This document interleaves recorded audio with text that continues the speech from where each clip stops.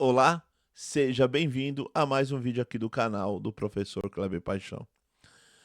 Pessoal, quero falar uma coisa importante aqui para vocês. Quem é dono de canal do YouTube, quem tem canal no YouTube, é uma plataforma que você pode postar vídeos, né?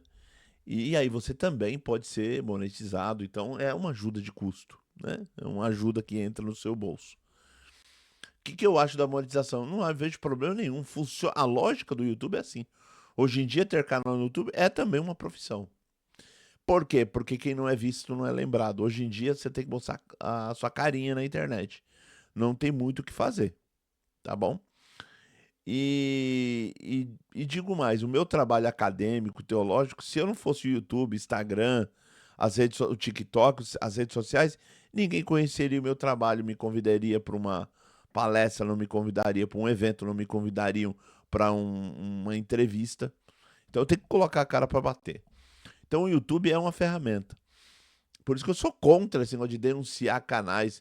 Ah, mas é críticos da igreja tal, da igreja A, B e C. Gente, nós temos um país democrático, a opinião que a pessoa tem. Se ele extrapolar, você abre um boletim de ocorrência e faz uma denúncia. Se ele extrapolou, se ele cometeu um crime, aí você entra com ação. Entendeu? O juiz vai decidir. O país democrático demanda tudo isso, tá bom? Por que eu sou contra? Porque um dia ele vai denunciar a conta do fulano. Mas um dia, se eu falar algo aqui que contraria o que ele pensa, o que ele acha, ele vai denunciar o meu canal também. Então, sabe aquele negócio, enquanto tá acontecendo com os outros, pra mim tá tudo certo? Eu não vejo assim dessa forma, eu não concordo com isso. Porque uma hora ou outra vão atacar você também. Então demanda muito, precisa de todo um trabalho aqui, ó. Eu comprei um microfone, comprei um computador novo, não tinha dinheiro para com uma câmera melhor. O irmão lá dos Estados Unidos mandou uma câmera melhor, mandou um notebook para mim ir para faculdade. Ele me ajudou, mandou um microfone. Só que o microfone dele que ele mandou, eu preciso comprar uma placa de som. Eu ainda não tive o dinheiro. Então, assim, demanda muita coisa. A iluminação eu comprei, tem aqui, tá tudo certo. Demanda, gente. É muito trabalhoso, tá bom? Fazer o vídeo, postar o vídeo, demanda. Então, o canal para se manter precisa da ajuda de vocês, dos que vocês gostam do meu trabalho. Gostam do meu trabalho. Você gosta do meu trabalho, ajuda o canal. Como que eu faço, Cleber? Primeira coisa, você vai orar por mim. Você vai me apresentar em oração para que Deus me guardar, me proteger, abençoar minha família, minha casa. Oração. Todo cristão precisa de oração. E em segundo lugar, ajude o canal, se inscreva no canal. O que você vai fazer? Se inscrever no canal. Já é inscrito? Esse vídeo aqui, ó, deixe seu joinha para que o vídeo chegue a mais pessoas. Marque o sininho para que o YouTube avisa você para os próximos vídeos. Deixe seu comentário positivo. Compartilhe o vídeo entre os amigos. Se você quiser ajudar financeiramente o canal, seja membro do canal. R$ 5,99 por mês, gente, você é membro do canal. E você, se você ainda quiser estudar teologia, você estuda comigo por um valor bobo. Olha aí. E aí, você tem essa vantagem. Se aparecer a opção para você hypar o vídeo, hypa o vídeo, para que o vídeo fique entre os 100 vídeos do YouTube com relevância. Então divulgue o canal, ajude o canal a crescer, para que o canal não caia, porque aí você posta pouco vídeo, o YouTube acaba não mandando, sabe? Tem que tomar muito cuidado com isso. Então ajuda o canal, tá bom? E vamos continuar nessa luta aí. Temos 3 patrocinadores que mantêm todo o canal por mês e que ajuda bastante. Então eu tenho que divulgar o trabalho deles aqui também. O primeiro patrocinador que eu vou falar aqui para vocês é o Econtax Contabilidade. Então tudo que você precisa saber de contabilidade, eu indico a Econtax Contabilidade. Inclusive até tem um irmão lá que é advogado que trabalha na Econtax Contabilidade, que é um amigo meu, irmão, gente boa, gente boníssima. Você entrar em contato com lá, fala, ó, fui enviado pelo professor Kleber, eles vão te tratar super bem. Os contatos deles, 11 95359 6501 ou 11 97198 9687. Fica onde, Kleber? Alameda Santos, 1165, Cerqueira César, na capital de São Paulo, tá bom? Entre em contato com eles. Esses contatos, o Instagram deles vai estar na descrição aqui do vídeo, tá bom? Outra coisa importante, a outra patrocinadora, Juliana Vasco. A Juliana Vasco é a nossa irmã. Juliana Vasco Moda Feminina, peças selecionadas para mulheres reais, que valorizam o estilo, harmonia e identidade do 36 ao 54. Onde fica, Kleber? Na rua Campos Sales, 397, Barueri. Gente, se você tiver pessoal de Barueri for lá, vai ser muito bem tratado. Teve esse dia nossos irmãos que foram lá, ó, o professor Kleber indicou, foi super bem tratado. E ele comprou vestidos para a esposa saiu super contente. Gente, é isso. E ele entrou em contato comigo e falou: Kleber, Deus que te abençoe pela indicação. E eu fiquei feliz também. E a dona da loja também entrou em contato comigo. Deus abençoe. O esposo dela também falou: ó, Deus abençoe. Então, gente, todo mundo sai contente com isso. Então, vai estar na descrição do vídeo aqui, tá bom? Os dados da Juliana Vasco, moda feminina. O outro que patrocina é o nosso irmão Daniel. Falei no último vídeo. Então, para você entender, sua ideia pode virar roupa de verdade. No Ateliê Espermores, cada peça nasce do zero. Da ideia ao molde, da modelagem à pilotagem, até o corte com tecnologia digital, garantindo precisão, qualidade e acabamento profissional em cada detalhe. Trabalhamos com processo completo de desenvolvimento de peças, atendendo marcas e projetos sob medida. Onde fica, Kleber? Itaquaquecetuba. E aí você pode falar direto com o nosso irmão Daniel, gente boníssima, amigo. Gente, eu tô falando com ele no particular, me trata super bem, muito educado, muito crente, tá bom? É dos nossos. Fala com ele, 11 9 7403 2301. Transforme a sua ideia em roupa pronta para vestir, tá bom? Deus abençoe os três patrocinadores, a empresa de cada um, que as bênçãos de Deus alcance a vida deles também. Dito isso, a aula de hoje, nós vamos continuar parte 2 do Dicas para os Pregadores, né? Começamos aí, muita gente pediu, muita gente já deu feedback que amou o primeiro vídeo. O vídeo completo vai estar na playlist que eu vou criar, Pregação e Pregadores. Hoje mesmo já criei essa playlist. O último vídeo já está completo, dá uma olhada lá, deixa sua curtida lá. E também, hoje no decorrer do dia, eu postei os cortes dele no Shorts, no TikTok e no Instagram. Acompanhe também. Nós, no vídeo passado, falamos do pregador como um homem de oração, alguém que está na presença de Deus. Hoje vamos falar do ethos, da ética do pregador. O caráter como argumento invisível do pregador.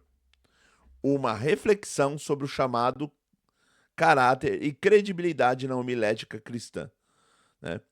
Antes de ouvir o sermão, a igreja observa a vida do pregador. De antemão, tem gente observando. Você é de ministério, você é ancião, cooperador de jovens, pastor, presbítero, obreiro, evangelista. Tem gente te observando, tem gente te olhando, tem gente investigando nas redes sociais, tem gente olhando você, como que você comporta na rua, na padaria, tem gente te olhando. Esse dia mesmo eu saí, eu vou dar dois exemplos. Eu cortei meu cabelo, eu saí do cabeleireiro e fui embora. Aí eu falei, vou entrar na padaria. Meu amigo cabeleireiro brincando, ele lá da padaria dele, ele com o celular dele, ele aumentou o zoom e ele me acompanhou, eu descendo assim, entrando na padaria. A gente dava pra ver eu certinho. Eu fico imaginando se ele me visse fazendo alguma coisa errada, se ele me visse fazendo algum tipo de pecado, ou se ele me visse bebendo, se embriagando, ou provocando alguém, provocando a mulherada na rua, fazendo qualquer coisa. O vídeo dele tinha me visto. Hoje em dia ninguém escapa da rede social. Então, tem gente olhando. E aí eu fiquei pensando, nossa, se ele fez isso brincando, imagina quem me observa por aí. Eu fiquei pensando. Outro exemplo, um dia eu era da Assembleia de Deus, presbítero, e eu preguei, eu preguei a palavra. Aí quando acabou, aí meu esposo e meu filho falaram, vamos numa pizzaria? Vamos parecer um pouco a cabeça. Fomos numa pizzaria, paramos lá. Paramos, eu pedi a pizza e tudo mais. E aí eu sempre, né, ligeiro, falei, vocês vão beber o quê? Eu falei, eu vou beber um refrigerante, minha esposa refrigerante e tudo mais. É, antes de ser, muitas das vezes, não é crente e tudo mais, o camarada poderia pedir uma cerveja, poderia fazer qualquer coisa, né? No meu caso, eu falei, eu quero beber um refrigerante e tal, tal. Tô tomando refrigerante, tô comendo a pizza. Na metade da pizza ali e tudo mais, uma irmã entrou assim, chegou perto da mesa. A paz do Senhor, pastor. Aí eu falei, amém. Aí ela falou assim, eu tava te observando de longe. Eu estava no culto hoje que você pregou. Eu tava te observando, eu queria saber o que você ia fazer, como que você ia comportar ali na hora da pizza, ali, o que você ia pedir pra beber. Fiquei olhando. Aí vi que você pediu refrigerante, vi que você comeu uma pizza aqui e tudo mais. Aí eu fiquei pensando, puxa vida, e por que a pessoa não foi logo ali, ó, me saudar? Ela esperou primeiro ver a minha atitude, como que eu ia me comportar, como que eu. Entendeu? Esse dia mesmo no metrô, eu tava no metrô, eu vi que a pessoa me reconheceu da internet, eu vi que ele era irmão, só que ele ficou olhando pra mim, as minhas reações, com quem eu falava no celular, eu vi que ele tava de olho em mim. Eu falei, ó, rapaz, por que não me sauda? Porque as pessoas ficam de olho. É assim mesmo. O pregador foi pro ministério, mesmo já não tendo ministério, já é assim, mas foi pro ministério, gente, tem gente de olho em você. Ele quer saber o seu comportamento. E conta muito, porque do jeito que você se comporta, e as pessoas sabem qual é o teu comportamento, vai garantir muito como que vai ser sua pregação em cima do púlpito. Foi pro ministério, gente. Gente, é vida nova. Foi pro ministério, vida de oração e vida de bom testemunho. Você tem que brilhar. Você tem que dar bom testemunho. Eu diria para vocês, pregadores de ministério, que é quase uma obrigação. É uma obrigação. Tem que ser bom testemunho, porque senão as pessoas vão te julgar por causa disso. Vamos aqui, só deixa eu. Isso. Só um momento. E aí? Então, o objetivo da aula é demonstrar que a credibilidade do pregador nasce primariamente do ethos, da ética, uma palavra grega, ética, o caráter moral e espiritual que sustenta a proclamação da palavra de Deus. Então, nós temos o quê? Nós temos o logos, que é a parte da pregação, que é o argumento intelectual e racional necessário, mas insuficiente e sem o suporte do caráter. Se você tem um bom argumento, fala bem, se expressa bem, tua pregação é bem argumentada, mas sem o caráter ela não se sustenta. E aí você tem o patos, que é o apelo emocional, é sentimento. Apelo emocional, afetivo, poderoso, mas volátil quando desconectado da integridade. Então, se a pregação leva aos sentimentos, as pessoas choram, mas se o teu caráter não é bom, é volátil, não se sustenta. E aí, por último, nós temos o eto, que é a autoridade moral, existencial, o fundamento mais profundo e duradouro da pregação. As pessoas vão crer muito na tua pregação, as pessoas vão aceitar bastante a tua pregação quando eles sabem que você é um homem de caráter, de moral, de peso, de uma moralidade ilibada. Eles sabem que você é um homem que paga dívidas, eles sabem que você é um homem trabalhador, que sabe, sai lá do seu serviço, vem direto para casa. As pessoas estão de olho em você na rua, as pessoas estão te investigando nas redes sociais. Então toma muito cuidado. O pregador, ele tem que ter bom testemunho. O bom testemunho vai garantir o sucesso da pregação dele no púlpito.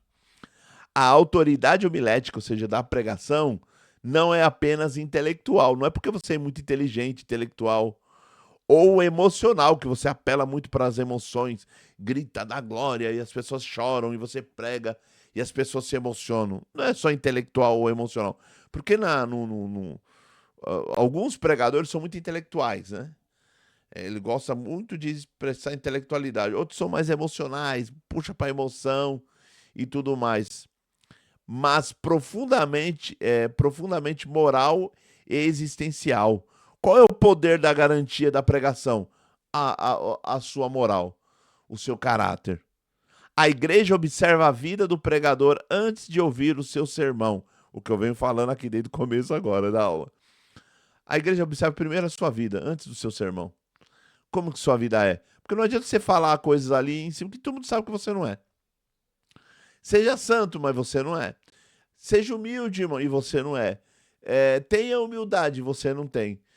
Seja simples, e você não é. Você não é simples, você pede simplicidade para todo mundo, mas você não é simples. Você não é simples. E você fala para todo mundo não estudar, e os seus filhos todos vão para a faculdade. Todos os seus filhos fazem medicina, direito, engenharia. Aí você chega no público e fala, gente, ó, o estudo não é bom. Estudar não é bom. Porque estudar te tira da fé. Então por que seus filhos vão para a faculdade? A igreja está observando tudo isso. A igreja está vendo tudo isso que não condiz com a sua fala. E aí a sua pregação cai por terra. Respeite a esposa, e todo mundo sabe que você dá um safanão na sua mulher. Todo mundo sabe que você bate na sua esposa. Todo mundo tá de olho, gente. E aí eles vão pesar tudo isso na balança. E a sua pregação, ela cai por terra, infelizmente. Então a igreja está observando você antes, primeiramente, de ouvir o seu sermão. Fundamento retórico. Etos na retórica clássica. O que é? Vamos lá. O conceito de etos provém da retórica clássica, ou seja, da retórica principalmente aristotélica, né? Especialmente de Aristóteles, em sua obra chamada Retórica, que é a arte de persuasão e tudo mais. Para ele, a persuasão repousa sobre 3 pilares indissociáveis. Não dá para desgrudar. O que uma boa retórica é sustentada? Primeiro, pelo ethos, que é a credibilidade do orador. Que é qual a função? Autoridade moral. Primeiro, o pregador, o orador, o retórico, ele tem que ter credibilidade moral. Ele tem que ter uma autoridade moral. A moralidade dele fala muito alto. E aí ele também tem que ter argumento racional. Porque adiante você pode ter até um caráter, ser respeitado, ilibado, mas essa sua argumentação, a sua pregação não fala nada com nada, né? Fala nada e não lembra ninguém, é uma bagunça na sua exposição do texto, também cai por terra. Que é o convencimento intelectual. Você tem que convencer. Porque você está pregando não só para o coração, você está pregando para as mentes. As mentes estão observando você. Como diz o John Stott, crer também é pensar. Você tem que pensar. E o argumento da tua pregação tem que convencer as pessoas a pensarem. E o pathos, que é o apelo emocional, que é a movimentação afetiva. Quando a tua pregação mexe com os corações das pessoas. Esse negócio de pregador tem que ser só intelectual é uma de umas fanfarrices da internet, umas invenções da internet que não tem tamanho. Eu já vi muita gente, não, esse pregador é muito emocional. Mas tem que ter emoção. A pregação não é destituída de emoção. Já vi gente falando assim, a pregação tem que ser intelectual. Não é só cabeça, só razão, não. E diria mais, a pregação, a fé nasce primeiro da experiência e depois da elaboração, vem para a elaboração intelectual. Na experiência da fé.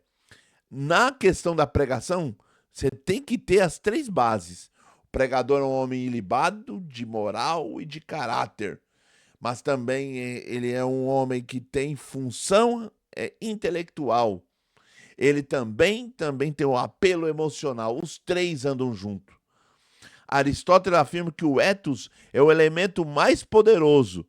Desses 3, o elemento mais poderoso é o ethos, pois as pessoas tendem a acreditar mais em quem fala do que mais em quem fala do que no que é dito. Quem está falando? Fulano. Eu acredito. Eu acredito. E o que está sendo dito? Isso aí eu coloco em segundo lugar, mas primeiro é quem está falando. As pessoas levam muito a sério quem tá falando. Porque você acha. E aí é engraçado. Olha aqui. Aristóteles disse isso há muitos anos atrás. E hoje você vê os influencers. O influencer, ele percebeu esse negócio de é poderoso. Quando o influencer ele mascara a vida dele, ele mascara dizendo que ele é um bom moço, ele coloca a máscara do bom moço, a máscara do caráter, que ele é uma pessoa ilibada, que ele é uma pessoa certinha. As pessoas não ligam pro que ele fala. Ele pode pregar uma baita de uma heresia, mas ele é um bom moço, ele é, né? Ele fala calmo, ele é bonzinho, entendeu? Ele é bonitinho, o rosto é bonito, entendeu? Então as pessoas levam muito isso em conta. A diferença é que o influencer só tá na internet. Se você for conviver com ele no dia a dia, você vai ver que ele não é o influencer da internet. É, mas isso já é diferente na vida do pregador.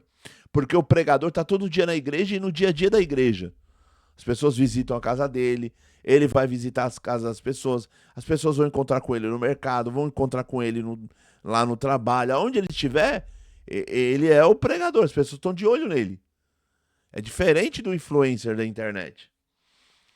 Esse tempo atrás eu fui na casa de alguns irmãos, os irmãos conversando comigo, o irmão falou assim pra mim: Kleber, eu tenho que te confessar. Rapaz, eu te sigo nas redes sociais, ó, mas no dia a dia, convivendo com você e tudo mais, eu percebo que, graças a Deus, você tem um bom testemunho, você conversa, você é uma pessoa gente boa. Você é gente boa no dia a dia mesmo, no ao vivo. Não no influencer, não é só na influencer lá da internet. Aí ele falou, porque eu conheci um influencer da internet, o irmão falou, que ele era só bonzinho lá. No dia a dia, não era. Por quê? Porque só tem aquela máscara bonitinha na internet e tal. Mas na realidade não é. É só uma máscara do influencer. A vida do pregador, não. A vida do pregador tem que ser toda hora, no dia a dia. As pessoas têm que reconhecer que você é uma boa pessoa, um caráter bom, uma moralidade libada. E as pessoas é no dia a dia que elas vão perceber isso. E vai por mim. Tem gente de olho em você. A aula de hoje eu vou bater nessa tecla. Tem gente de olho em você. Etos na pregação cristã. A tradição cristã sempre reconheceu que o pregador é parte inseparável da mensagem. O pregador, ele é inseparável da mensagem. Por mais que a mensagem transcenda o pregador, muito do que é pregado, as pessoas estão de olho no pregador. As pessoas estão vendo a referência no pregador. Porque você está pregando algo tão abstrato que a pessoa precisa ver o referencial. E qual o referencial primeiro que ela vê? O pregador. O pregador está falando de bondade. Que no evangelho transforma as pessoas se tornam pessoas boas. Aí ele vai, bondade, conceito abstrato. Aí fala, mas o pregador que está pregando, ele é uma pessoa boa. Justiça. O pregador está falando sobre justiça. É um termo meio abstrato, né? É um conceito abstrato. Eu não consigo mensurar. Mas o pregador que está pregando, ele é justo, ele sabe fazer tudo certinho. Eu levei uma causa diante dele e ele julgou com justiça. Tá, ele é justo. Então o que ele está pregando condiz com o que ele é. Então as pessoas analisam muito isso. Muito do que você está pregando, as pessoas estão analisando mais você do que propriamente seu sermão. Toma muito cuidado. Sua vida funciona como um selo, ou seja, como uma marca, como uma assinatura. Selo, lente e critério de autenticidade da palavra proclamada. Você está proclamando uma palavra. E o que vai autenticar a proclamação, o selo e a lente pela qual as pessoas vão enxergar a palavra é a tua vida. A tua vida boa, tua vida de testemunho. Você é luz do mundo e sal da terra. Esses tempos atrás, um caso, eu não vou falar, abafaram até o caso, um irmão de ministério brigou com o vizinho, e aí o irmão de ministério perdeu a linha. Perdeu a linha. Eu não tô julgando ele, porque eu também sou uma pessoa nervosa. Eu não julgo ele, eu também sou uma pessoa que ainda Deus precisa me converter nessa parte, sabe? Consertar minha vida. Mas ele perdeu a linha. Aí nisso que ele perdeu a linha, ele xingou a pessoa e falou um palavrão pro vizinho. Só que o vizinho não era crente. Aí o vizinho foi lá reclamar lá na igreja. Pô, o camarada aí atende culto, o cara me xingou. Por que que isso acontece, gente? Porque não é só que você atende o culto, você tem ministério. Você tem que ter bom testemunho. E não nesse caso, Kleber, o vizinho provocou ele. Senta e chora, irmão. Abaixa a cabeça, recebe a humilhação. Você tem que ser luz do mundo. Aguenta o choro, as pessoas vão te perseguir, as pessoas vão te humilhar. É a vida cristã. Jesus disse: se me perseguirem, vão perseguir vocês também. Não tem muito o que fazer, irmão.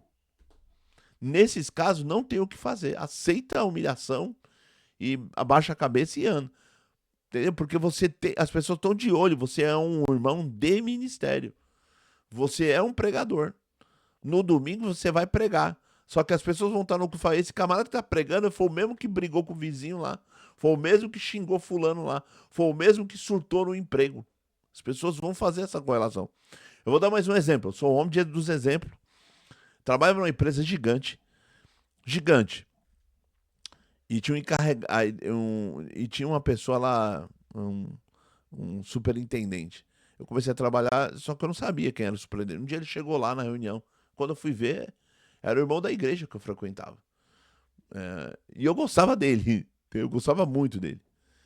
E aí eu, todo orgulhoso, eu falei, essa pessoa aí que tá falando na reunião, eu falei pro amigo meu, ele é crente da minha igreja. Ele frequenta lá, ele é encarregado lá da música lá da minha igreja. Aí o camarada falou assim, ele é da sua igreja? Ele é crente? Ele tem ministério lá, encarregado da música lá. Ele falou, cara, mas esse camarada aí é o Satanás, ele é o demônio. Toda vez que ele marca essas reuniões aqui gigantes, nós morremos de medo dele.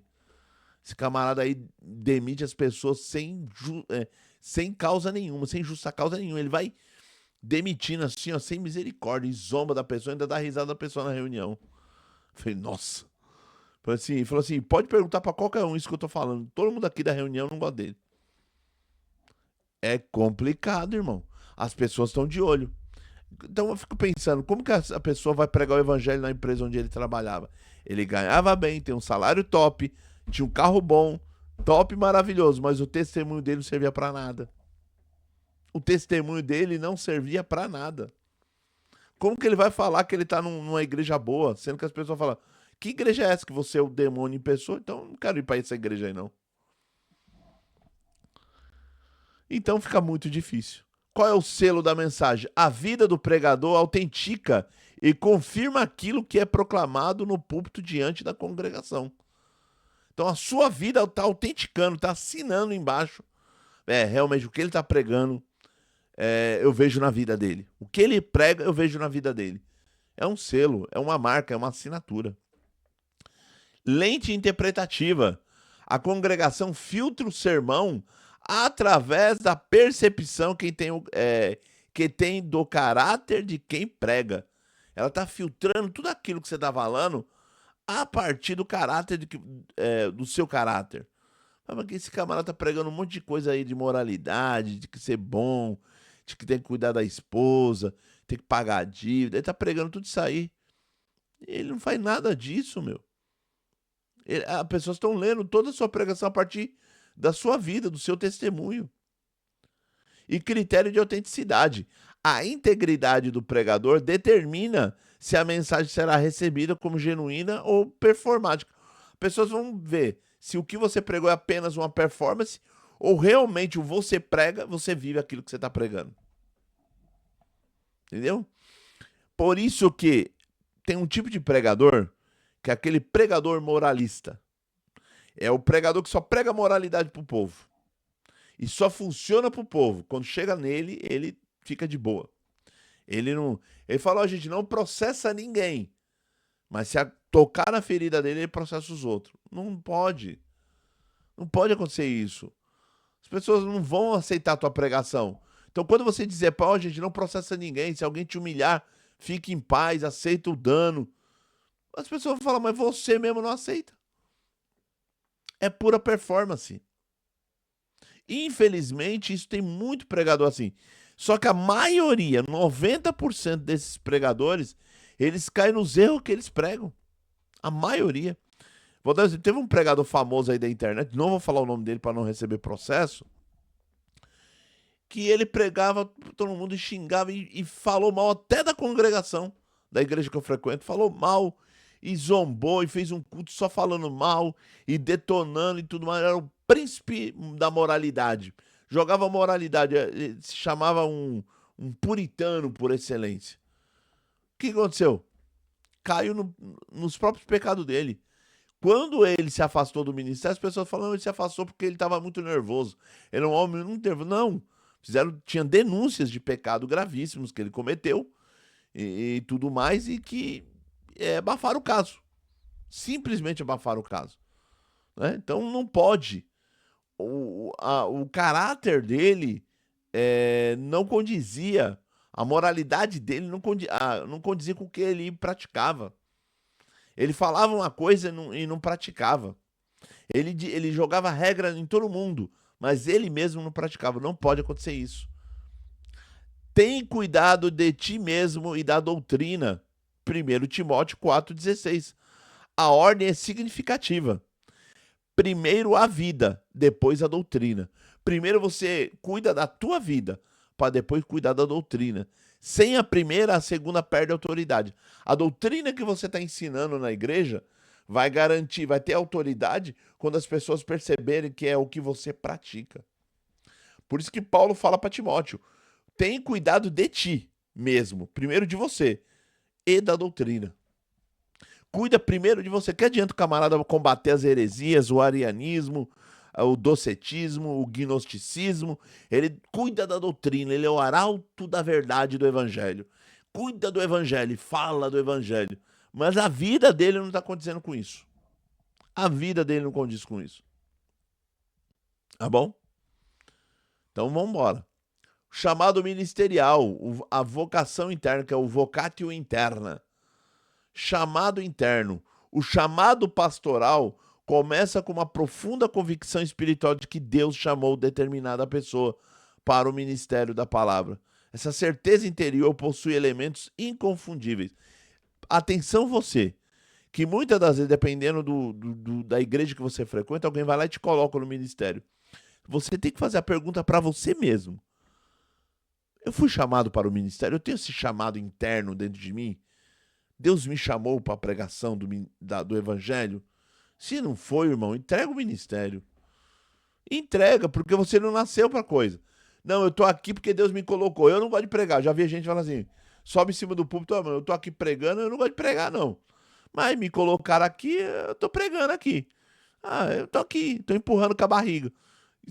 Entrega o ministério, não faça isso. Se você não for chamado para coisa, entrega o ministério e fala assim para as autoridades eclesiásticas: irmão, eu não nasci para coisa, chama fulano, ó. Coloca fulano, fulano prega desde menino. Põe ele lá no ministério. Seja honesto com você mesmo e diante de Deus. Pergunta para você mesmo se você teve o chamado. Eu tenho um chamado mesmo? Eu nasci para coisa? Pergunta para você mesmo. Se muita gente fizer isso, você sabe que a maioria vai largar o ministério, porque não foi chamado. Ele não teve um chamado interno do Espírito Santo nele para ser o pregador da palavra em cima do púlpito. Ele não nasceu para coisa. Você vê na pregação dele que ele não nasceu para coisa. Você enxerga, você olha e fala: meu Deus, é desesperador. Tem locais que eu congrego, que eu já fui, que eu congreguei, que é desesperador a pregação da pessoa. E eu não falo isso por maldade, eu tenho dó do irmão. Colocaram ele numa fria. Ele não nasceu pra coisa. Ele não nasceu. Não nasceu. Esses dias, um tempo atrás, eu fui num culto. O pregador, ele gritava. Ficava gritando.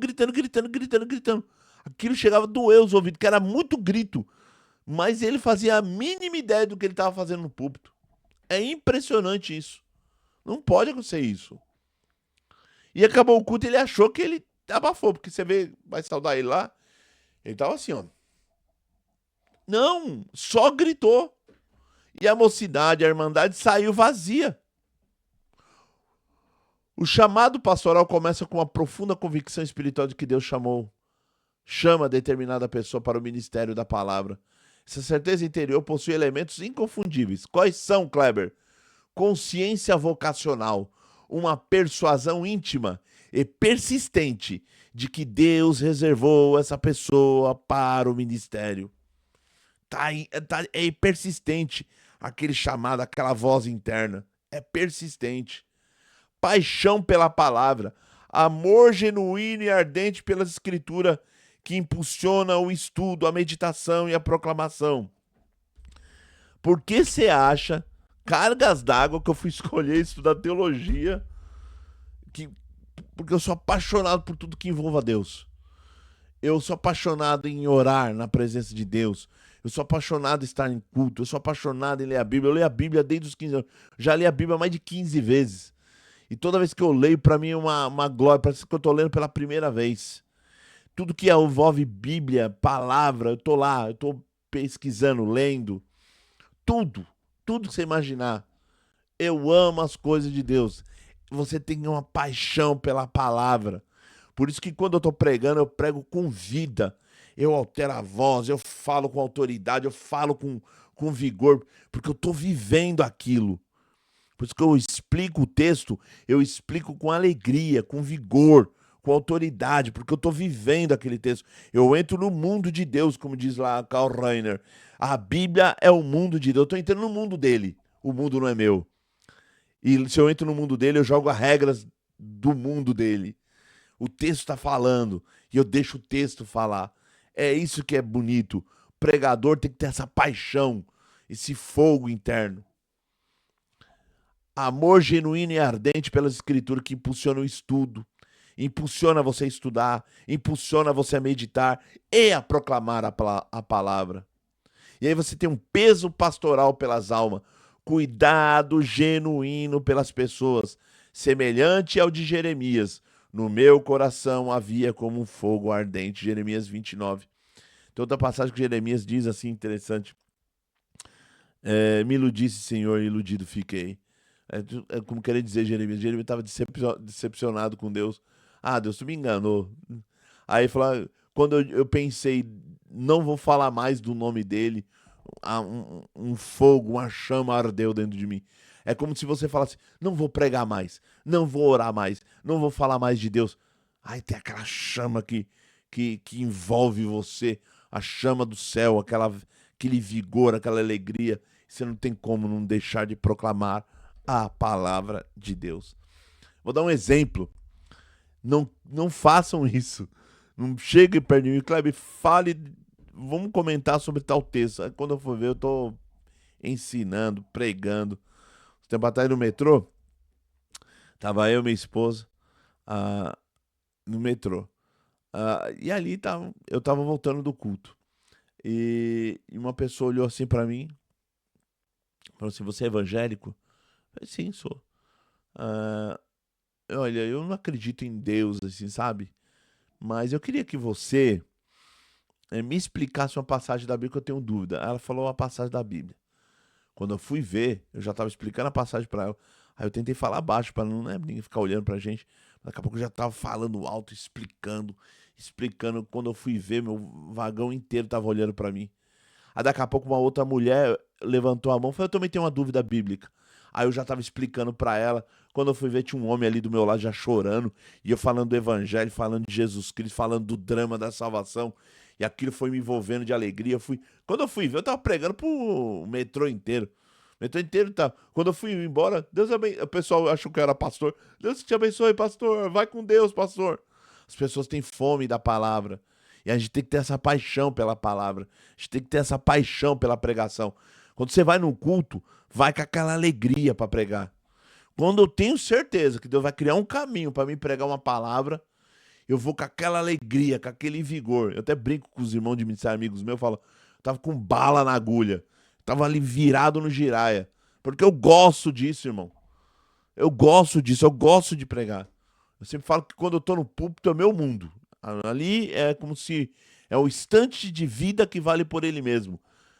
Aquilo é impagável, não tem dinheiro que pague. Eu amo estar ali, olhar pro texto e explicar para a igreja. Eu gosto de explicar, vou explicando. Eu gosto, é meu. O pregador tem que ter essa paixão.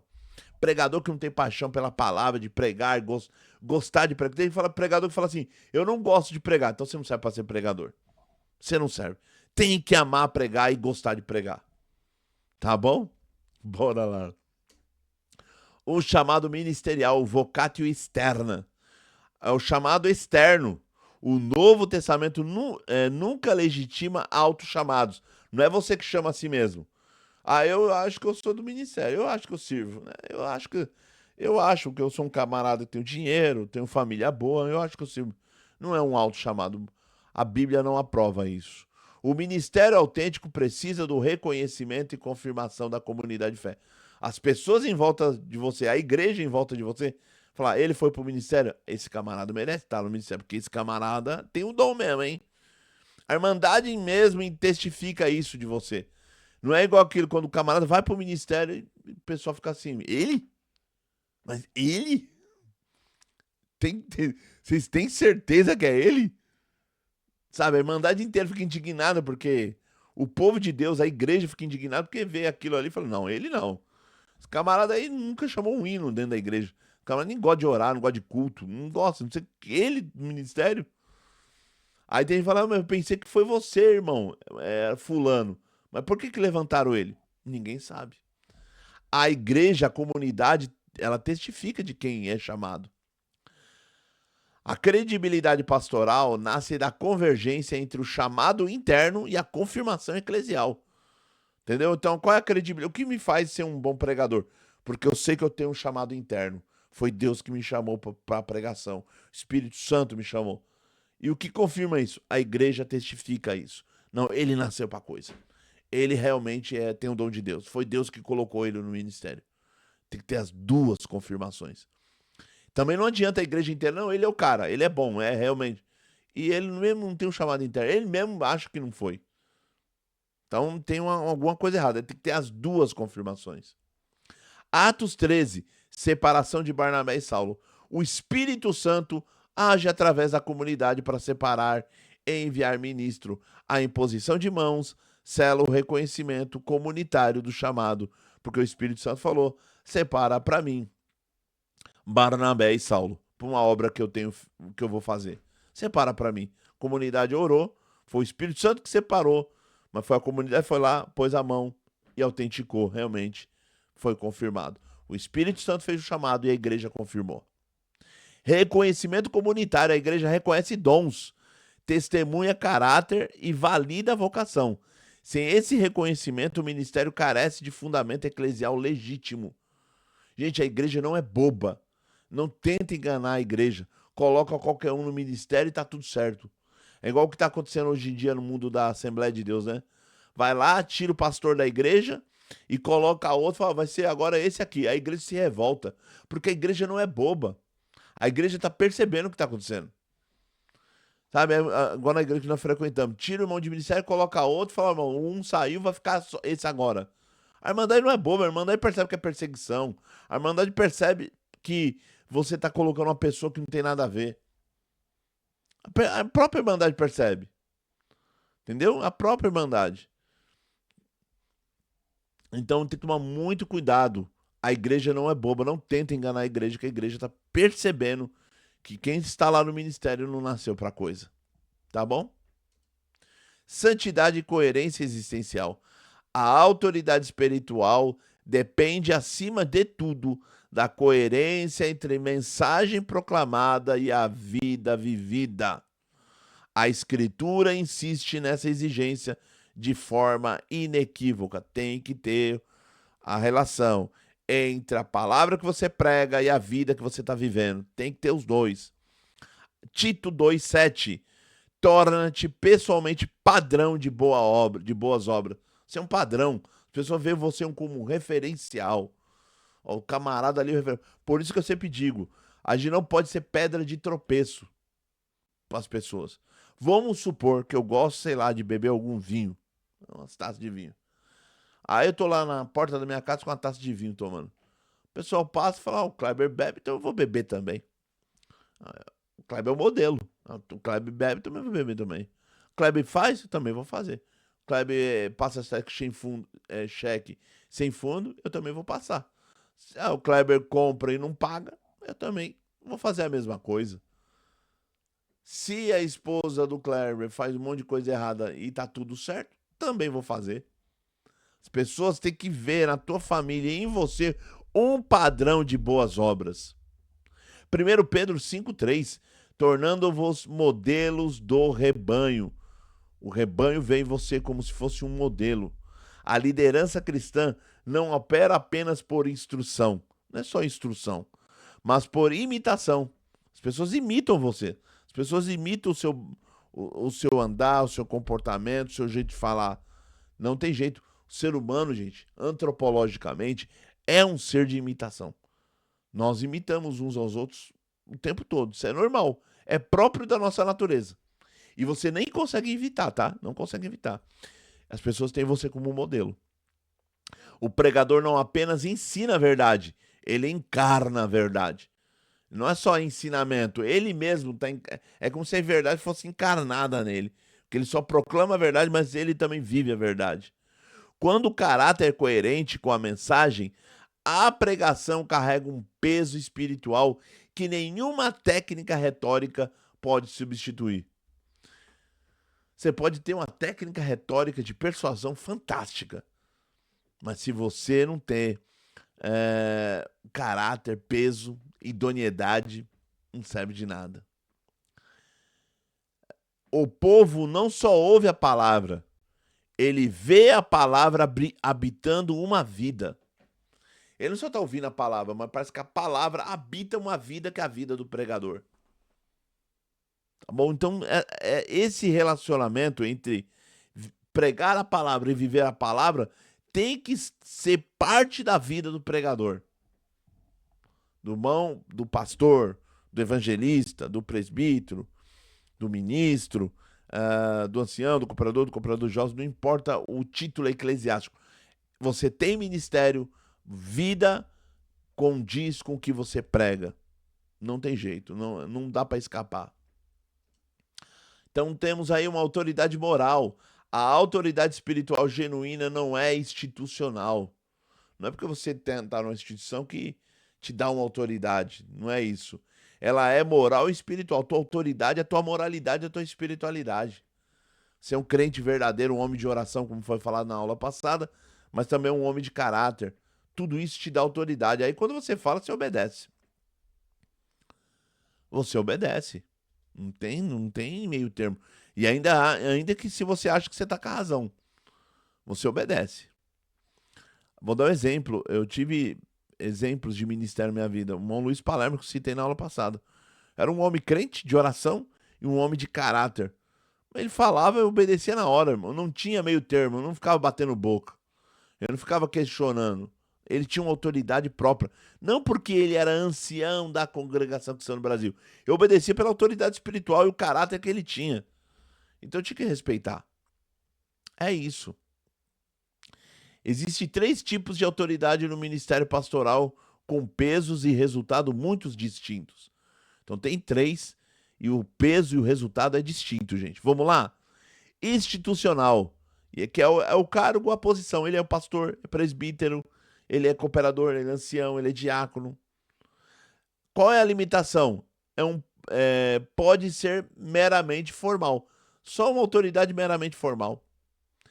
E temos aí também a questão intelectual, que é o conhecimento teológico. O camarada manja muito de Bíblia, hebraico, grego, sabe interpretar texto. Conhecimento teológico. E aí você tem um resultado de frio e distante da igreja. E o moral, Kleber? Que é o caráter e integridade. Gera o quê? Confiança adoradora. As pessoas vão confiar em você, vão confiar na tua pregação, vão confiar naquilo. Aí você pede, ninguém. Você não precisa gritar, você não precisa xingar. Não, você simplesmente pede. As pessoas vão lá e obedecem. Acabou. Não pela autoridade de autoritarismo. Não. É por causa que as pessoas respeitam você como um homem de Deus. Você viu, Elias? O que você tem? Ah, tem um pouquinho de comida, vou dar para meu filho, para mim, nós vamos comer e depois morrer. Ah, tá. Vai lá, faz para mim comer. Ela foi lá e fez. Ela não questionou. Entendeu? porque ela viu que ele era homem de Deus.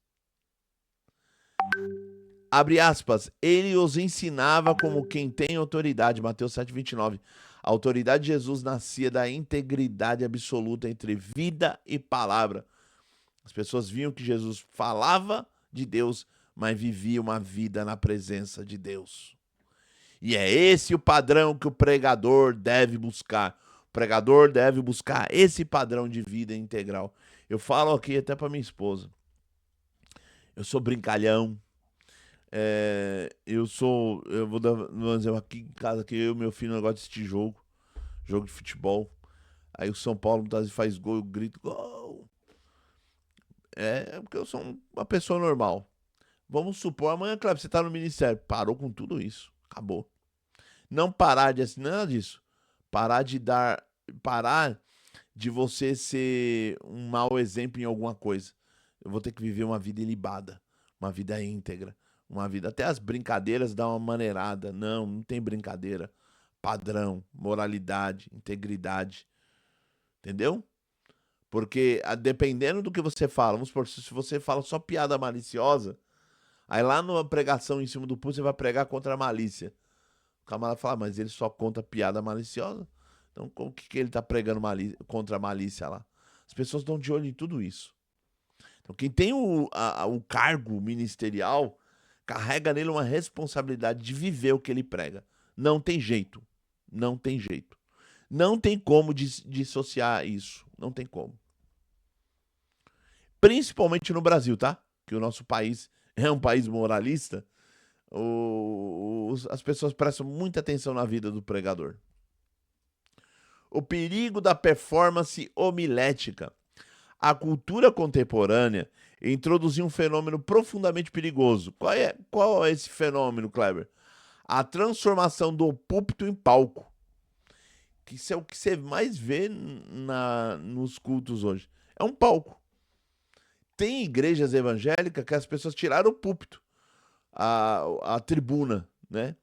E elas colocaram uma mesa ou uma cadeirinha para a pessoa sentar. E o pregador fica andando no palco, trocando ideia com a igreja. Aí e tira o terno.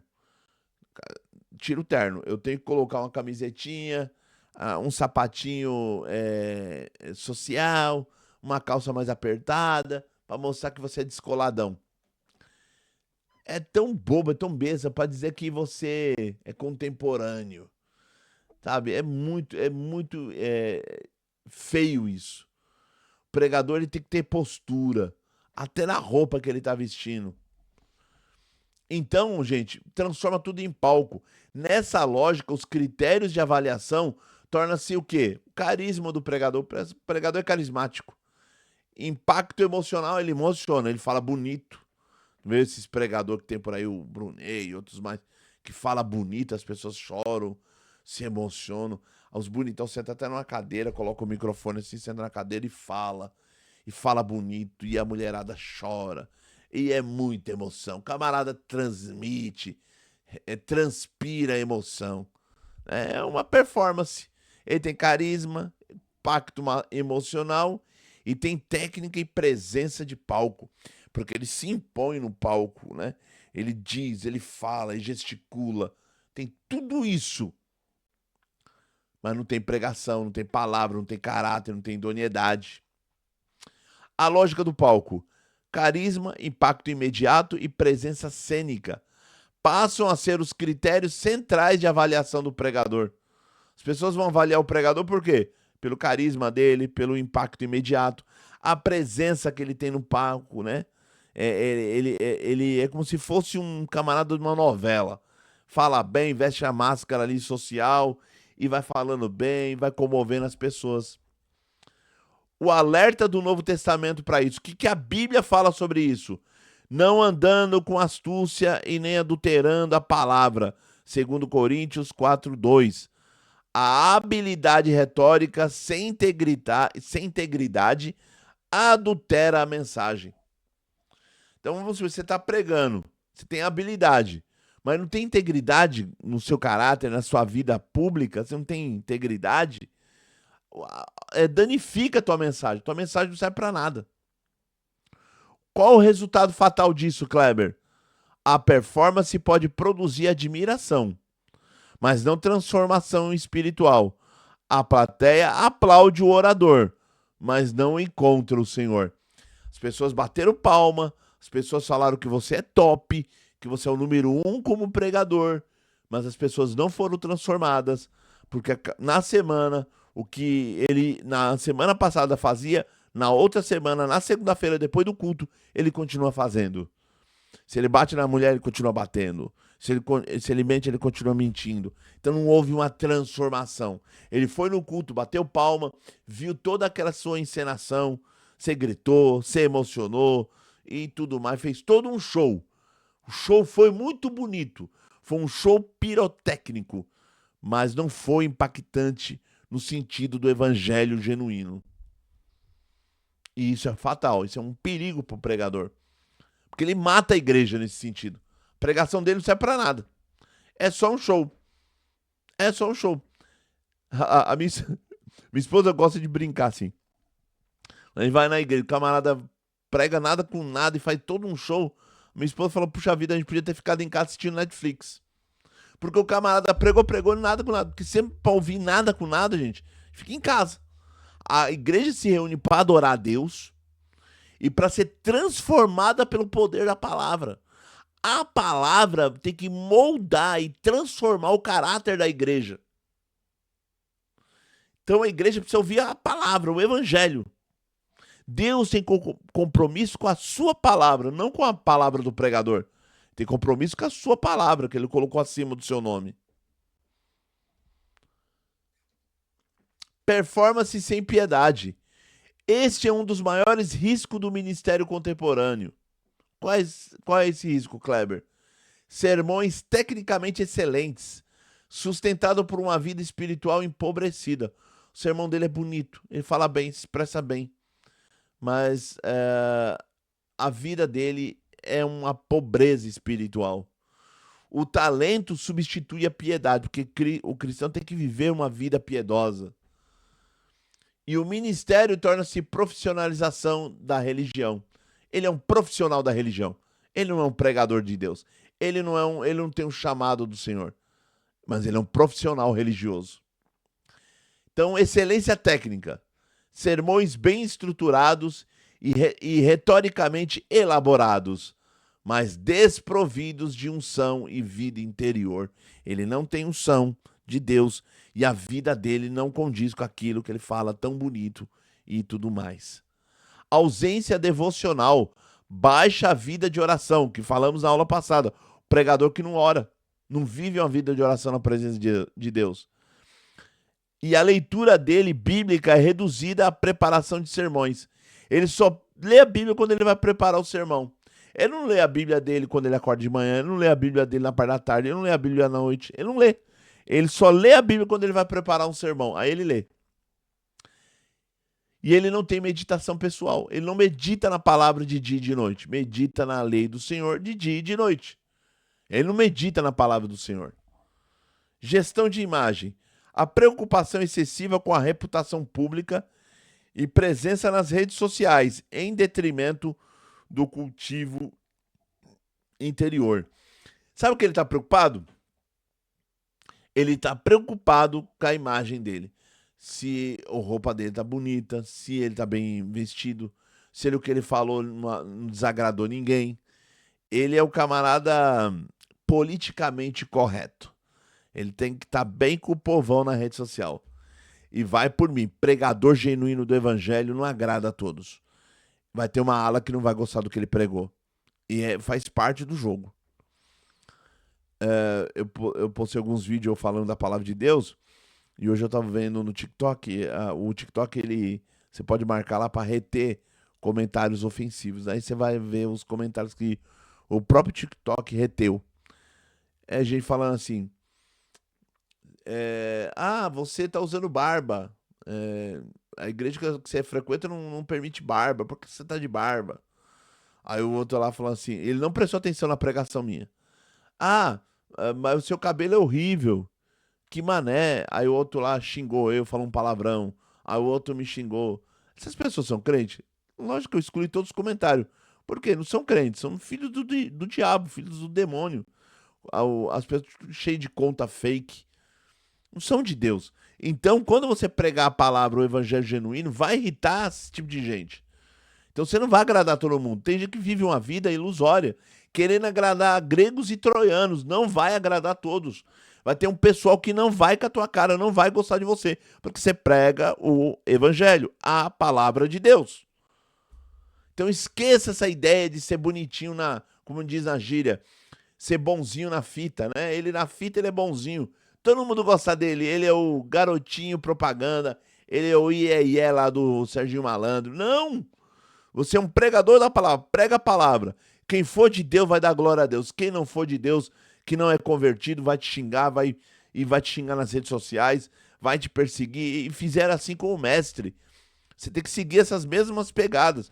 Jesus tinha uma multidão que o amava, mas tinha um monte de gente que detestava ele, perseguia ele, que falou que crucifica-o. Você acha que tinha gente que não seguia Jesus, que não estava lá gritando crucifica-o, crucifica-o? É o mesmo que frequenta o culto todo dia. E você acha que não é o mesmo que vai xingar você quando você pregar o evangelho genuíno? Não vai gostar do que você pregou? Não vai. Então tem que zelar por isso. Não tem que viver uma vida de aparência. Você não vai agradar gregos e troianos. Tem que agradar todo mundo. Você tem que agradar o Deus que te chamou e vocacionou para ser pregador da palavra.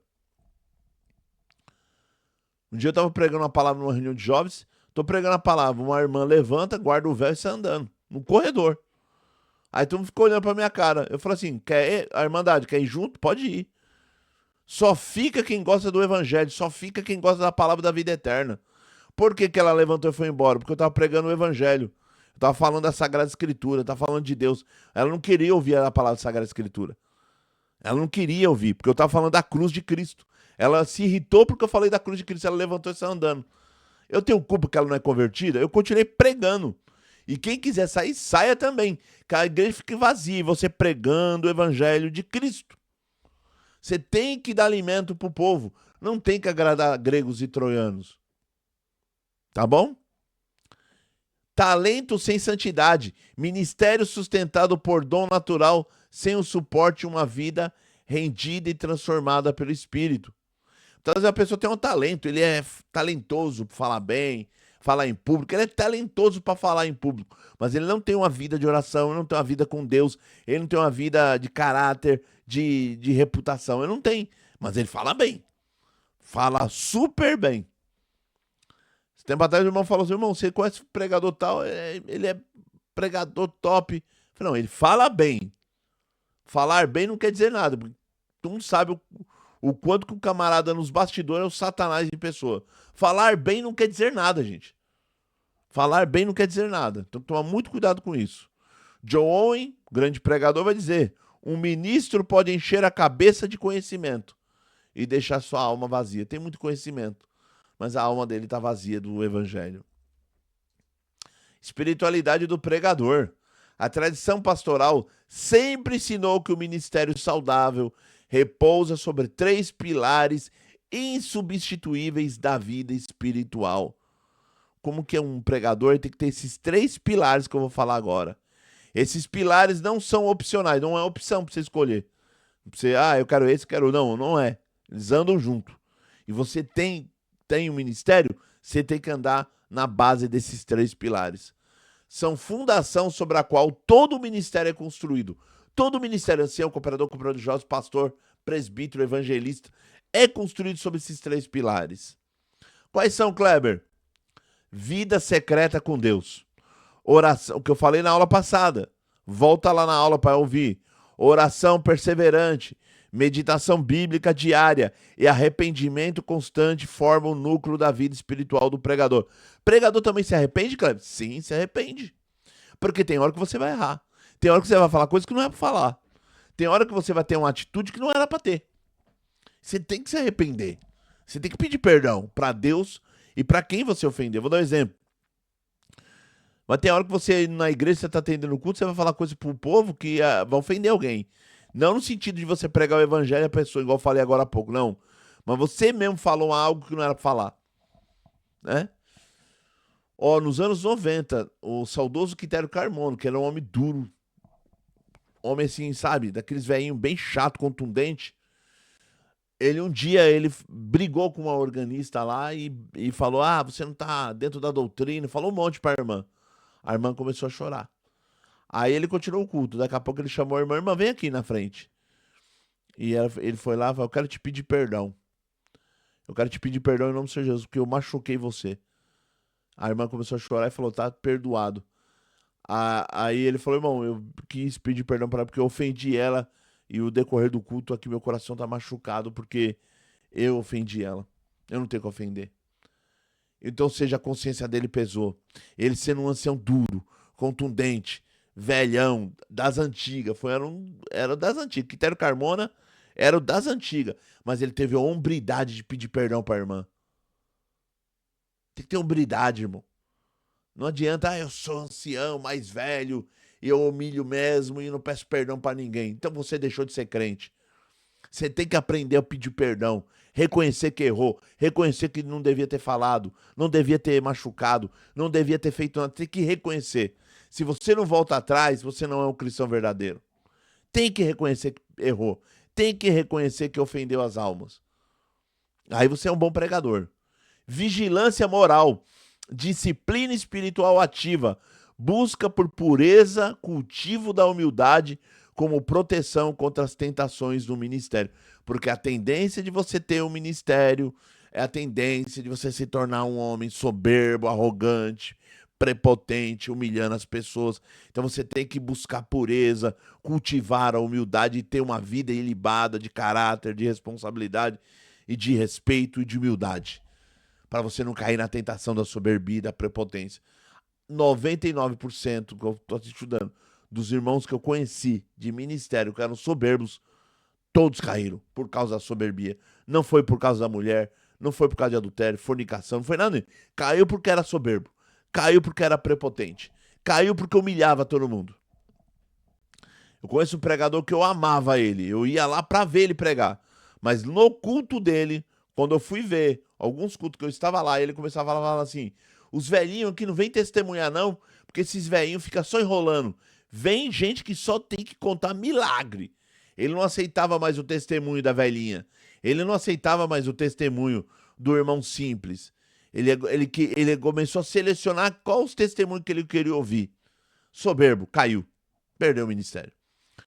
Conheci um outro também, que ele, é, só ele queria pregar. Só ele era o pregador. Se ela no culto dele, na reunião de jovens dele, só ele pregava. Só ele pregava. E um dia chegou lá um cooperador velhinho, eu estava no culto, o velhinho, ele não deu liberdade pro cooperador velhinho, e ele era cooperador de jovens, ele levantou porque ele era famoso. A igreja lotada esperando ele atender e pregar. Ele levantou, atendeu, pregou. Eu falei, começou a queda dele aí hoje. Eu falei isso. A queda dele começou hoje. Como diz meu pai, dito e feito. Perdeu o ministério. Soberba. Tem humildade. Ele poderia ter falado, velho, irmão, atende o culto pra nós, irmão. Pelo amor de Deus. Atende, irmão é de idade, mas vai lá. Tem que ter respeito pelos idosos, respeito pelos mais velhos. Tem que ter humildade. Tem que zelar pela humildade. Humildade é tudo, irmão. Vou dar um exemplo. Um dia eu fui num culto, num outro estado. E quando ia começar o culto, um velhinho foi, me aproximou de mim, eu tava lá, me escondi lá no culto lá. O irmão falou assim, irmão é de São Paulo? E eu falei, sim, irmão, tô aqui visitando aqui a cidade. Ele falou, irmão, vem aqui, irmão, vem aqui. Senta comigo ali no banco de ministério.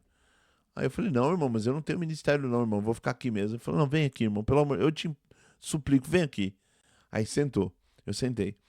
Aí ele falou, ô, meu irmão, atende o culto pra mim. Eu falei, mas eu não tenho ministério, irmão. Ele falou, mas atende o culto, irmão, não preciso, atende o culto. Aí, atendi, Deus agache de atender, pregar a palavra. Quando eu desci, eu pensei, esse irmão pode dar uma bronca, porque né, Deus visitando a igreja, foi aquela festa na igreja. E ele me abraçou e falou, irmão, Deus que te abençoe. O irmão foi enviado por Deus aqui, porque é, esses dias eu orei a Deus, eu falei, Senhor, manda um anjo, manda alguém de fora, manda alguém de lá de São Paulo. Preciso ouvir uma palavra, eu preciso me alimentar. Só eu prego aqui, só eu atendo o culto, eu preciso me alimentar. Quando eu vi o irmão, eu perguntei, o irmão falou que não tinha ministério, mas eu falei, é o anjo do Senhor. Ele reconheceu. Olha a humildade desse irmão, de ministério. Ele queria ouvir uma palavra, ele reconheceu. Isso se chama humildade, que no nosso meio, na igreja que nós frequentamos hoje, perdemos isso. Perdemos. Nós perdemos essa humildade. As pessoas, você vai em certos cultos, só fulano prega. Eu já não sou fã disso, irmão. Só ele, nenhum outro cooperador, nenhum outro ancião, nenhum, não, só ele, é só ele que prega. Só ele sabe, só ele é o cara. Não dá, irmão. Tem que ter humildade. Transparência pastoral, prestação de contas, abertura para a correção fraterna, enraizamento genuíno na vida comunitária da igreja. Prestação de contas, você presta conta pro povo. Você tem que estar aberto a uma correção. O povo tem que falar com você. Já viu que esses irmãos que vêm falar com o irmão de ministério e ele não aceita a correção? Ele acha que sempre tá certo. Não, pede, sabe?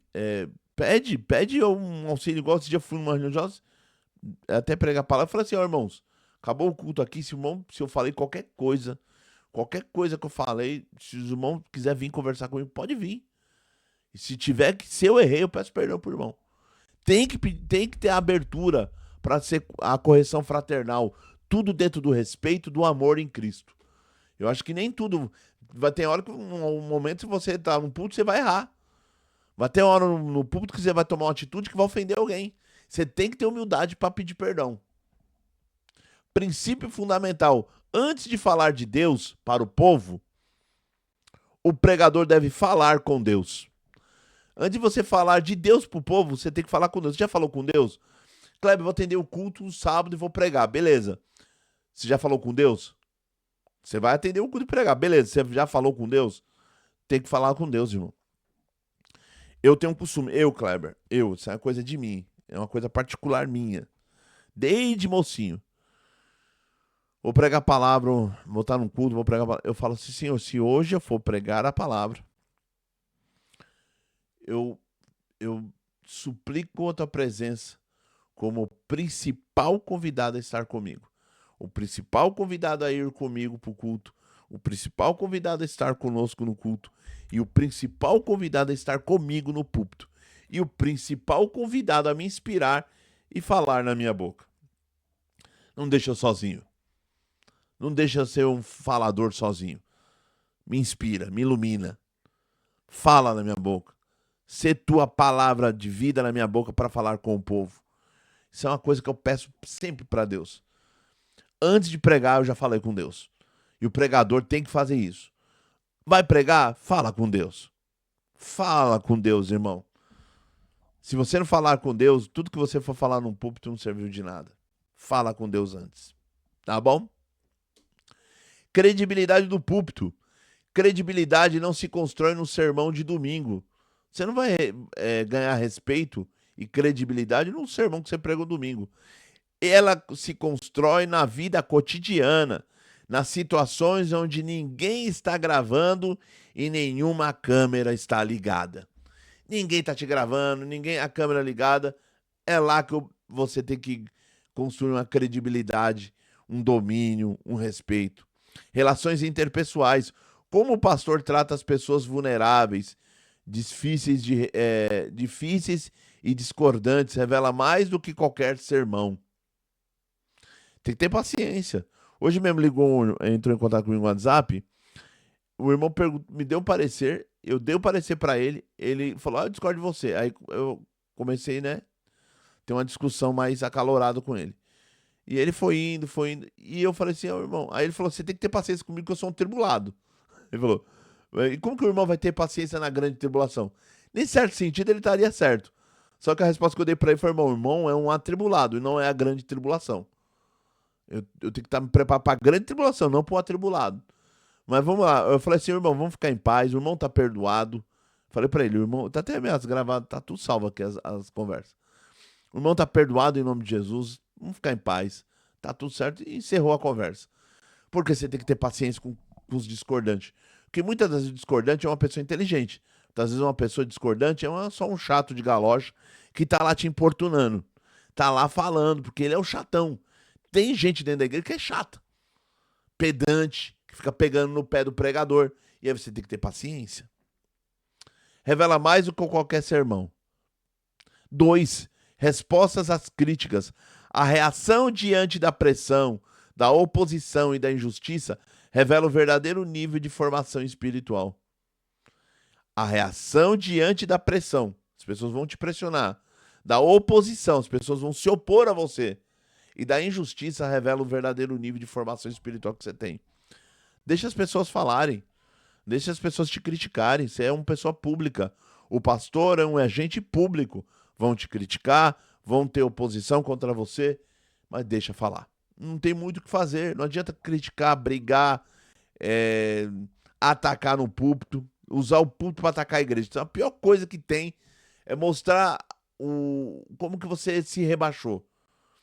Você quer ver um pregador se rebaixando, é ele usar o púlpito para atacar os outros. Porque todo mundo sabe que você está atacando os outros no púlpito.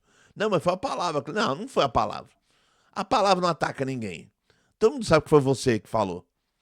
Então, assim, sabe, é rebaixar o teu ministério. Toma cuidado. E o pastor trata pessoas vulneráveis. Tem pessoas vulneráveis, os pobres. Como que um pastor trata o pobre? Eu tinha esquecido de dizer isso na parte 1.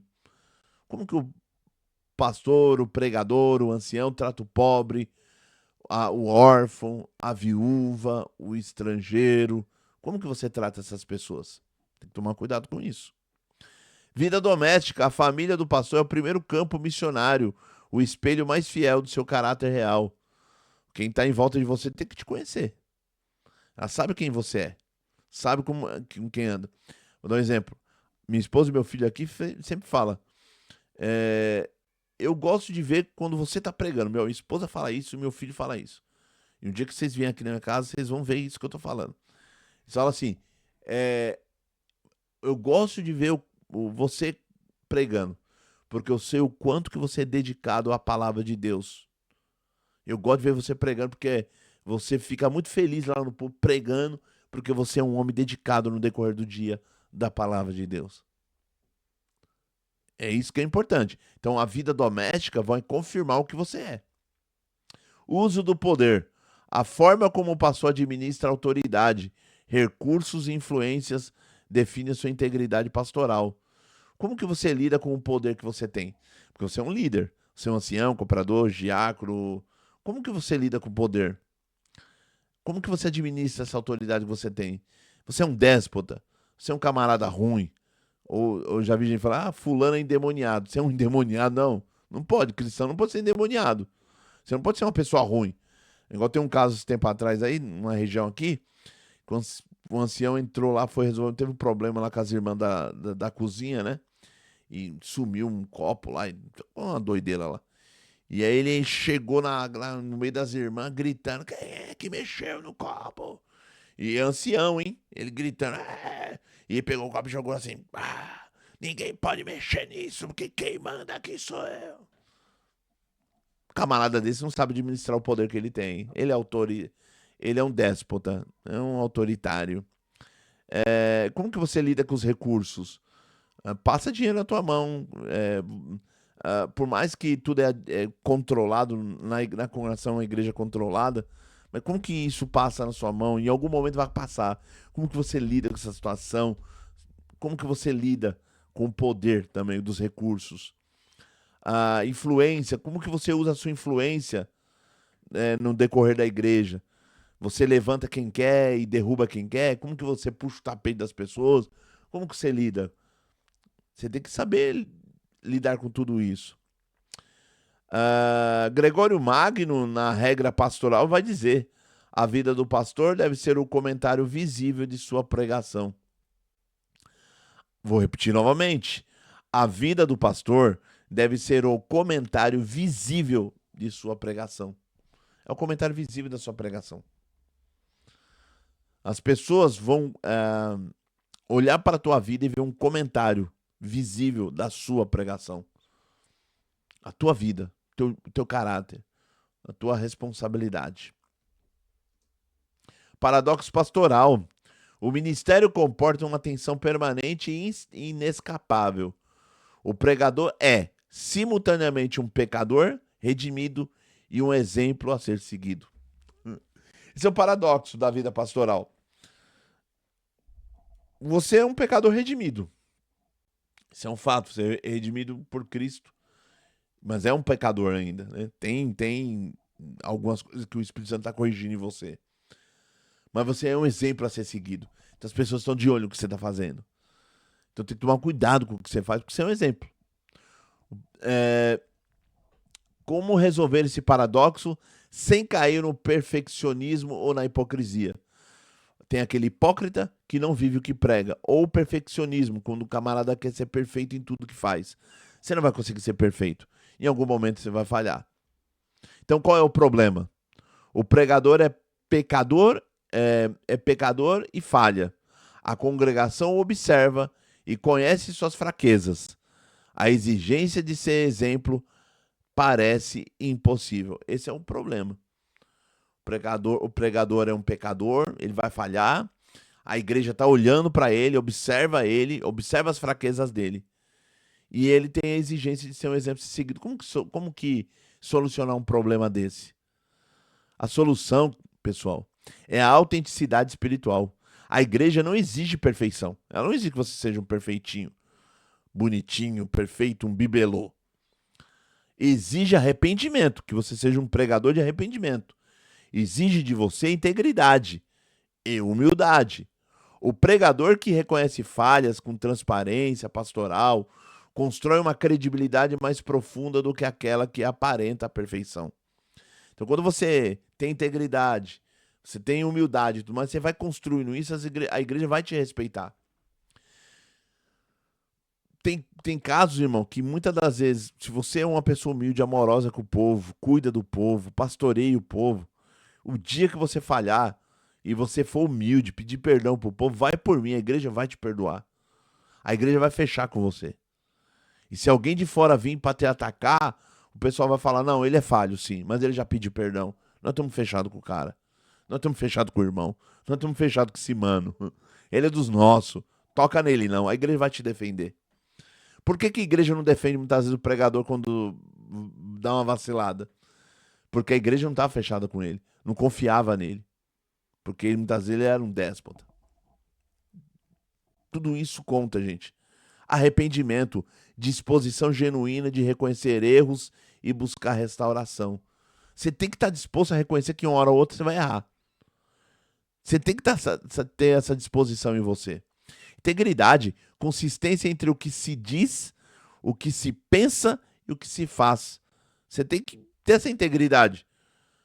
Eu digo, eu penso e eu faço o que eu penso e o que eu digo. Tem que ter essa relação. Humildade, postura de servo que reconhece sua dependência total da graça divina. Lembra Paulo lá em Romanos? Paulo, apóstolo de Jesus Cristo, servo. Quando ele se diz servo, ele é doulos, que é escravo. Ele se considerava um escravo. Ele está demonstrando que ele é da classe das pessoas do Império Romano, ele é a classe mais baixa. Ele é o humilhado, ele é o servo, ele é o doulos. Ele reconhece a dependência da graça divina. Ele é um pecador que carece da graça de Deus. E o irmão falou assim para mim, Kleber, quem você que pensa que você é? Eu falei, sabe, o que eu penso? Eu penso que eu sou um pecador que careço da graça de Deus todo dia.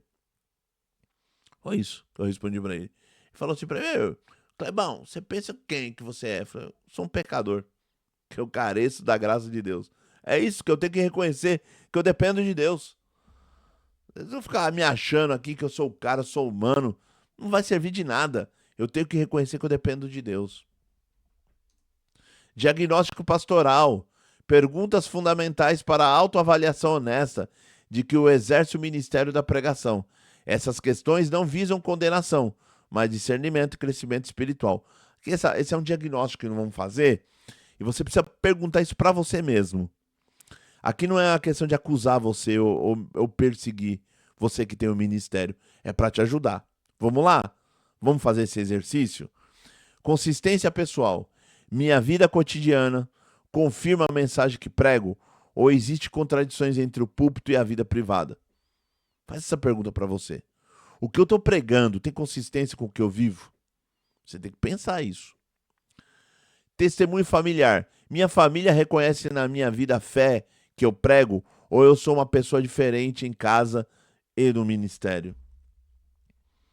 Você tem que, você tem que pensar nisso. Você tem que pensar nisso. Tem que pensar nisso. As pessoas têm que ver que você é um homem de fé, que você prega, você vive na sua família. Esses dias a minha esposa, a gente tava preocupado aqui falando, vendo as dívidas, né? E aí tinha um cartão alto lá pra pagar. E ela falou assim: eu acho que eu vou deixar de pagar isso aqui. A gente não tem dinheiro mesmo, não vou deixar de pagar. Eu falei: não, não é assim não. A gente não gastamos, vamos pagar. A gente vamos orar a Deus, entregar na mão de Deus e Deus vai criar um caminho pra gente pagar. Aí ela olhou pra minha cara e brincou: nossa, tá crente, hein? Brincou comigo. Por quê? Porque a gente tem que dar bom testemunho dentro de casa. É dentro de casa que a gente é crente. Eu posso dizer que é crente pra todo mundo e chega aqui e falar: é mesmo, não vamos pagar não, deixa quieto e deixa. Não, tem que mostrar que você é crente. Não, eu falei, vamos entregar na mão de Deus, Deus vai criar um caminho. Deus vai fazer eu vender algum curso, vai entrar algum dinheiro, Deus vai dar um jeito. Porque Deus é bom. Deus vai criar um caminho. Eu vou trabalhar. Eu vou continuar a trabalhar, vai entrar o dinheiro lá do seminário que eu dou aula. Vamos trabalhar. Mas que eu vou conseguir pagar, eu vou. Porque é com trabalho que a gente paga as coisas. A vida é assim. E com muita oração. A gente tem que dar bom testemunho. Luz do mundo e sal da terra. Fundamento devocional. Minha vida devocional sustenta genuinamente o meu ministério? Ou eu apenas preparo sermões sem buscar a Deus pessoalmente? Antes de você preparar o sermão, ou antes de você atender um culto para pregar, você orou? Você vive uma vida com Deus, uma vida devocional? Você lê a Bíblia no decorrer da semana? Ou só lê a Bíblia no dia que você vai pregar? Eu conheço pregador que só lê a Bíblia no dia que ele vai pregar. No dia que ele vai pregar, vai abrir a Bíblia e lê. Aí por isso que sai aquele sermão ruim, péssimo. Porque ele não tem uma vida de oração e não tem uma vida devocional com a palavra. Não lê a Sagrada Escritura, não vive o que a Bíblia está dizendo. Origem da proclamação. Prego a partir da comunhão com Deus ou apenas a preparação acadêmica e intelectual? Que essa parte aqui é para os pregadores inteligentes. Você só prega porque você é um homem inteligente que você entende de Bíblia, de grego, de hebraico? Ou você prega porque você tem uma vida com Deus? Uma vida de oração, uma vida de comunhão? Faça essa pergunta. Frutos do ministério. Estou formando discípulos comprometidos com Cristo ou apenas admiradores do meu estilo de pregar? Esses pregadores que a igreja deles só vive lotada. Faça essa pergunta para você mesmo. Eu estou formando discípulos de Cristo, aqueles que aprendem com o Cristo, ou eu só estou criando admiradores do meu estilo de pregar? Porque aqueles irmãos falaram: eu não gosto do Kleber como ele prega daquele jeito. Eu gosto de fulano. Fulano tem uma pregação que eu gosto. Eu vou lá ver. Você está criando discípulos de Cristo ou só um jeito que você prega?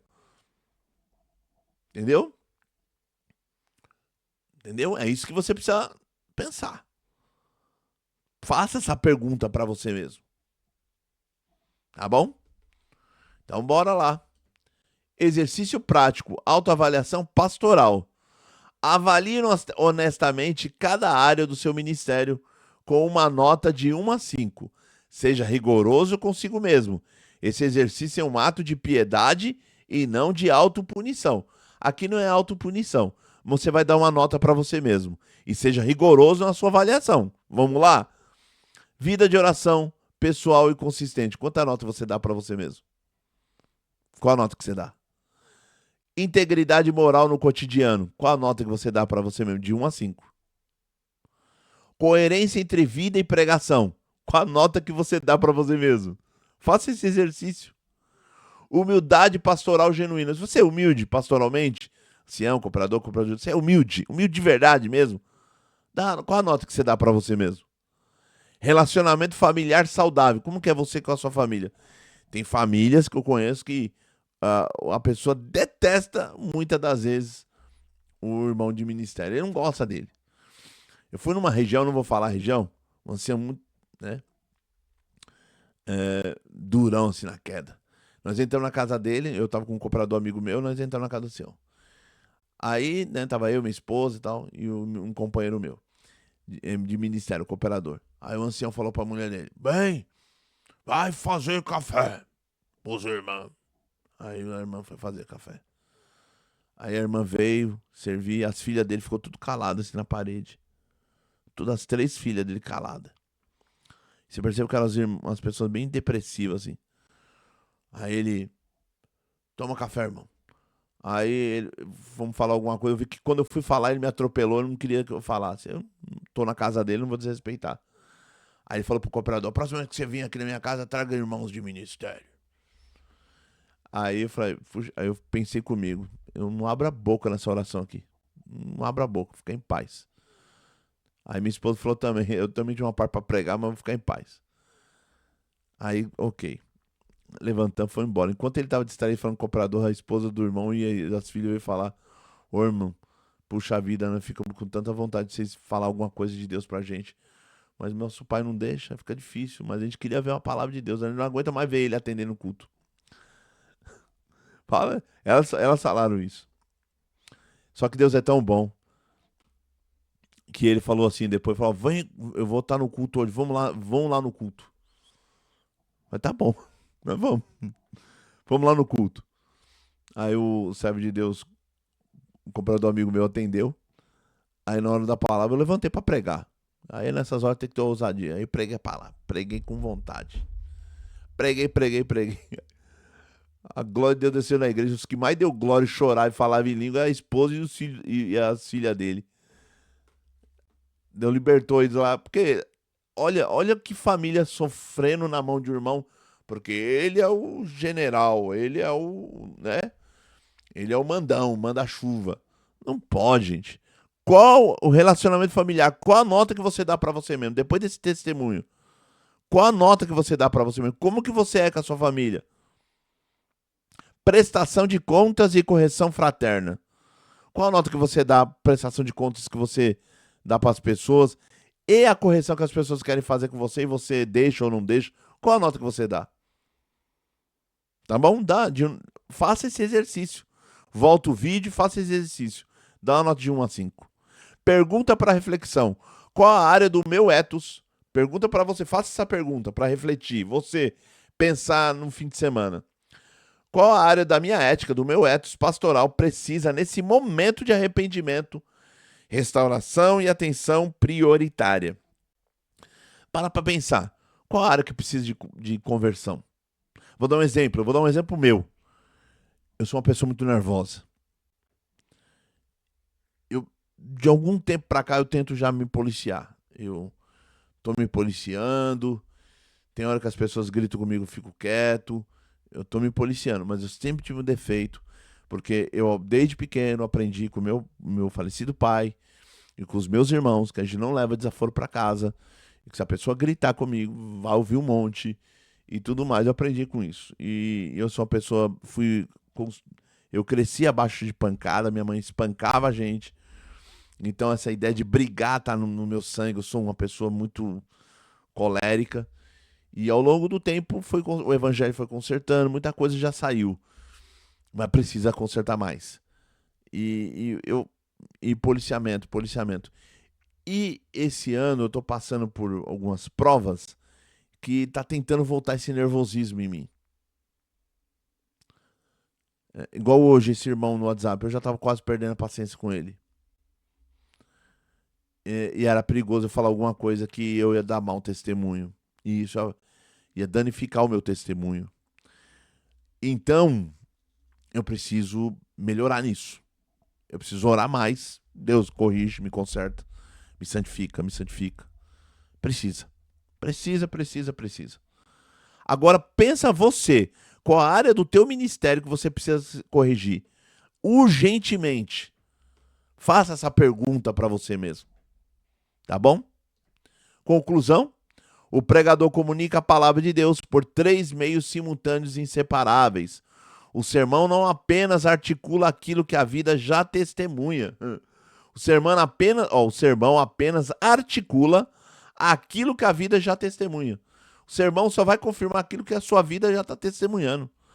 A ordem da formação pastoral não pode ser invertida. Tem uma ordem da formação pastoral que não pode ser invertida. Em primeiro lugar, espiritualidade. A comunhão viva com Deus é o ponto de partida insubstituível de todo o ministério. Você tem que ter comunhão com Deus. Você tem que ter uma vida com Deus. Ponto. Segundo lugar, caráter. A integridade moral formada pela graça torna-se ética que sustenta toda a proclamação. Você tem que ter integridade, ser um homem de caráter, de responsabilidade, de hombridade. Teologia. O conhecimento das escrituras instrumentaliza e articula aquilo que a vida já demonstra. Então você tem que ter um conteúdo bíblico teológico. Pregador que não tem conteúdo bíblico teológico é vazio.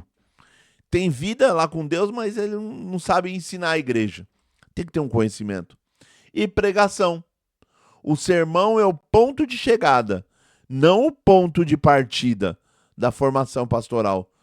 Ou seja, o sermão está lá na ponta. Antes de tudo isso, oração, vida com Deus, comunhão, caráter, responsabilidade, conhecimento bíblico. E lá na ponta é o sermão. Você já percebeu que do vídeo passado e esse vídeo é uma preparação antes de você pensar como construir, como olhar o texto, como examinar o texto? Você precisa de tudo isso para ser um pregador? Você já parou para pensar que olha a preparação que é a vida de um pregador. Por isso, quando eu vejo alguns irmãos de ministério por aí, eu fico pensando, camarada, o que esse camarada tá fazendo no ministério? O que esse camarada tá fazendo no ministério?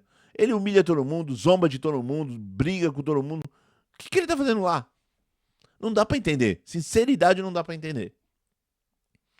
Tá bom? Então, princípio central, sem ethos, sem ética, ou logos, ou seja, o conhecimento, perde autoridade. A vida precede, ou seja, vem antes a palavra e a sustenta. A vida precede a palavra e a sustenta. A vida com Deus, a vida comunhão com Deus, vem antes de tudo aquilo que você vai falar no sermão. Tá bom? Dito isso, gostou do vídeo? Ah, gostei, Kleber. Curte o vídeo, se inscreva no canal, deixa um comentário positivo, compartilha com outros amigos. E vamos dar glória a Deus e vamos ser, quem sabe, a partir desses vídeos, você seja um melhor pregador, um pregador mais consistente com a palavra de Deus. Bom, Deus abençoe sua vida. Espero você no próximo vídeo. Querendo Deus, hashtag rumo a 50 mil manos. Querendo Deus. Amém.